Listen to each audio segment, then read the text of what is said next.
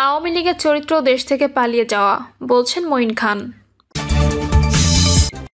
BNP আন্দোলনে নামলে কারো সাহস নেই নির্বাচন পেছানোর, বলছেন গয়েশ্বর। কেউ এনসিপিকে ঠেকিয়ে রাখতে পারবে না, বলছেন আক্তার। জানাবো মিত্রদের কয়টি আসন ছাড় দেবে বিএনপি। এবং সর্বশেষ জানাবো জুলাই আগস্টে হাসিনার মামলা সাক্ষ্য গ্রহণ শুরুর আশা প্রসিকিউশনের। শুনছিলেন সংবাদ শিরোনাম, এবারে বিস্তারিত। আওয়ামী লীগের চরিত্র দেশ থেকে পালিয়ে যাওয়া, বলছেন মঈন খান। আওয়ামী লীগের চরিত্র দেশ থেকে পালিয়ে যাওয়া বলে মন্তব্য করেছেন বিএনপির স্থায়ী কমিটির সদস্য ডক্টর আব্দুল মঈন খান। তিনি বলেন, আওয়ামী লীগের স্বৈরাচারী আচরণ ও দুঃশাসনের বিষয়ে জনগণ অবগত। জিয়াউর রহমানের পর দলটি দীর্ঘ সময় দেশকে শাসন করেছে, কিন্তু দলটি দেশে কখনো জাতীয়তাবাদ প্রতিষ্ঠা করতে পারেনি। আব্দুল মঈন খান বলেন, সাবেক রাষ্ট্রপতি জিয়াউর রহমান বাঙালি জাতীয়তাবাদের মধ্যে সমস্যা দেখছিলেন। সেই সমস্যার সমাধান তিনি খুঁজে বের করেছিলেন। তা হলো বাংলাদেশি জাতীয়তাবাদ। জিয়াউর রহমান সর্বক্ষেত্রে জাতীয়তাবাদী নীতি মেনে দেশকে এগিয়ে নিয়েছিলেন। তিনি আরও বলেন, জিয়াউর রহমান দেশ থেকে একদলীয় স্বৈরতন্ত্রকে উৎখাত করে বহুদলীয় গণতন্ত্র প্রবর্তন করেছেন। ভিন্ন মতকে উৎসাহিত করতেন তিনি। বিএনপি আন্দোলনে নামলে কারো সাহস নেই নির্বাচন পেছানোর, বলছেন গয়েশ্বর। বিএনপি সংস্কার চায়, তবে অযথা জনগণের ভোটাধিকার ভুলুণ্ঠিত করা হলে নেতাকর্মীরা চুপ থাকবে না বলে মন্তব্য করেন দলটির স্থায়ী কমিটির সদস্য গয়েশ্বরচন্দ্র রায়। বলেছেন, বিএনপির আন্দোলনে নামলে নির্বাচন পেছানোর সাহস কারণেই। বিএনপি সংস্কার চায়, কুসংস্কার নয় জানিয়ে গয়েশ্বরচন্দ্র রায় বলেন, নির্বাচন নিয়ে যারা চক্রান্ত করছেন আসুন বিএনপির বিপরীতে 300 আসনে একক প্রার্থী দিয়ে প্রতিদ্বন্দ্বিতা করুন। তিনি বলেন, নির্বাচন নিয়ে ষড়যন্ত্র করে লাভ নেই। বিএনপি যদি মাঠে নামে তবে নির্বাচন পেছানোর সাহস কারণেই।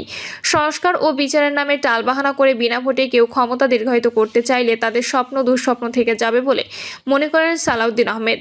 বিএনপির এই নেতা বলেন, নির্বাচনের জন্য যেসব সংস্কার প্রয়োজন তা করে নির্বাচন দিন। গণতন্ত্রের জন্য প্রয়োজন আবারও সংগ্রাম হবে। কেউ এনসিপিকে ঠেকিয়ে রাখতে পারবে না, বলছেন আক্তার। জাতীয় নাগরিক পার্টির সদস্য সচিব আক্তার হোসেন বলেছেন, বাংলাদেশে এনসিপিকে কেউ ঠেকিয়ে রাখতে পারবে না। বগুড়ার মানুষ 16 বছর ধরে অবর্ণনীয় নির্যাতনের শিকার হয়েছেন। ঘরে থাকতে পারেনি, ক্ষেত খামারে রাত কাটাতে হয়েছে, কিন্তু তারা মাথা নত করেনি। ফ্যাসিবাদের বিরুদ্ধে যুদ্ধ করে যে নতুন বাংলাদেশ আমরা পেয়েছি তা আর কোনো চাঁদাবাজ বা ফ্যাসিবাদীর হাতে ছেড়ে দেব না। তিনি বলেন, বগুড়ায় এনসিপির রাজনীতি করা কঠিন। এখানে বাধা দেওয়া হয়, ভয় দেখানো হয়, তবুও এই এলাকায় মানুষ সাহস করে প্রতিবাদ করে সংস্কারের দাবিতে এনসিপি রাজনীতিতে যুক্ত হয়েছে। এনসিপি নেতাকর্মীরা বিশেষ করে বগুড়ার সাহসী জনগণ প্রমাণ করেছে, আগামীর বাংলাদেশে এনসিপিকে কেউ রুখতে পারবে না। আক্তার হোসেন আরও বলেন, বাংলাদেশের রাজপথ দখলে থাকবে এনসিপির, সংসদ দখলে থাকবে এনসিপির। বগুড়ার মানুষ গোটা দেশের রাজনৈতিক পরিবর্তনের সবচেয়ে বড় ভূমিকা রাখবে। তিনি পতিত আওয়ামী লীগের বিরুদ্ধে অভিযোগ করে বলেন, আওয়ামী লীগ, ছাত্রলীগ, শেখ হাসিনা তারা গুম, খুন, নির্যাতন, দমন-পীড়ন চালিয়েছে। এরা মানবতা বিরোধী অপরাধ করেছেন। আমরা তাদের বিচারের দাবি জানাই। যারা এই দলে আবার রাজনীতিতে পুনর্বাসনের চেষ্টা করবে তাদের বিরুদ্ধে বগুড়াবাসী প্রতিরোধ গড়ে তুলবে। আক্তার হোসেন, নতুন বাংলাদেশ গড়তে হলে পুরনো ব্যবস্থা ভেঙে মৌলিক সংস্কার আনতে হবে। মৌলিক সংস্কার ছাড়া বগুড়াবাসী ঘরে ফিরবে না। নতুন সিস্টেমে বাংলাদেশ দরকার, ক্ষমতার ভারসাম্যের নতুন কাঠামো দরকার। মিত্রদের কয়টি আসনে ছাড় দেবে বিএনপি।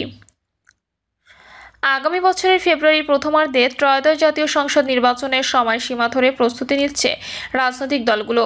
সম্ভাব্য মনোনয়ন প্রত্যাশীরা উঠোন বৈঠক, জনসমাবেশ সহ নানা কর্মসূচি নিয়ে ভোটারদের দ্বারে দ্বারে যাচ্ছেন। তবে বিএনপির সঙ্গে যুগপৎ আন্দোলনে থাকা মিত্র দল ও জোট নেতাদের অনেকেই এখনও নিজের আসন নিয়ে দোদুল্যমান অবস্থায় রয়েছেন।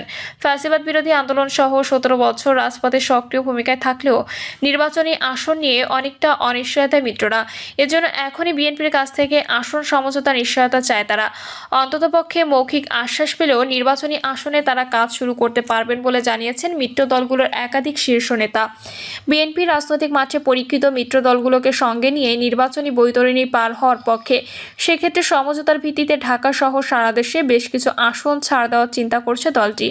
আর বিএনপি যুগপৎ আন্দোলনের সঙ্গী নেতারা চান সম্মানজনক আসন, পাশাপাশি উচ্চকক্ষ কিংবা ক্ষমতায় গেলে জাতীয় সরকারে থাকতে চান।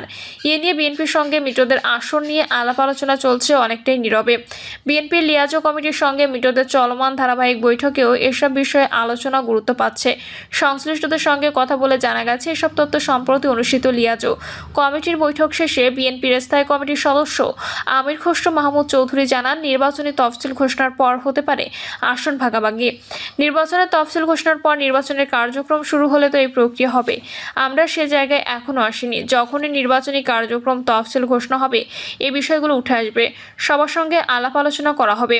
লিয়াজো কমিটির বৈঠক শেষে আমির খসরু মাহমুদ চৌধুরী বলেন, যারা বিএনপির সঙ্গে রাজপথে ছিল তাদের সঙ্গে আবার কথাবার্তা বলছি। আমাদের ঐক্য অত্যন্ত গুরুত্বপূর্ণ, শুধু নির্বাচন বলে কথা নয়। 31 দফা ও সংস্কারের বিষয়ে যে ঐক্যমত তা কিভাবে আগামী দিনের বাস্তবায়ন করব, নির্বাচনে জনগণ যদি আমাদের রায় দেয় সবাই মিলে একটি বাস্তবায়ন করতে হবে। 2014 সালে জাতীয় সংসদ নির্বাচন বর্জন করে বিএনপি সহ বেশিরভাগ রাজনৈতিক দল 2018 সালের একাদশ জাতীয় সংসদ নির্বাচনে শরিকদের 58টি আসনে ছেড়ে দেয় বিএনপি।